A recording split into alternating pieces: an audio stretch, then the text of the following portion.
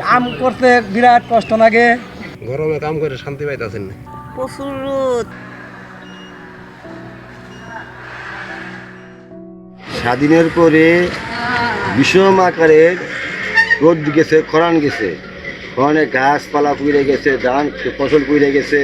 হ্যাঁ, মানুষ হাহাকার হয়ে গেছে। তখন অভাব অনটন ছিল, খাওয়ায় কষ্ট, ওই যে গরমে কষ্ট, ফসল পুড়ে গেছে, মরে গেছে।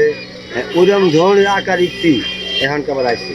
এখানকার যে এই আকার ইতি আমরা পাপি মানুষ বিদায়। হ্যাঁ, এই পাপির কারণেই আমরা এই সাদা ভোগ করতেছি। তাহলে তো এত খরা হওয়ার কথা না। এই যে গরম পড়ছে, গরমে আমাদের মধ্যে গরিব মানুষের যে কষ্ট, খাওয়া দাওয়ার কষ্ট, চলাচলের কষ্ট, জিনিস দাম খালি বাড়ে আর কমে না। বুঝলেন না? দাম কমে না, দাম খালি বাড়তেই থাকে।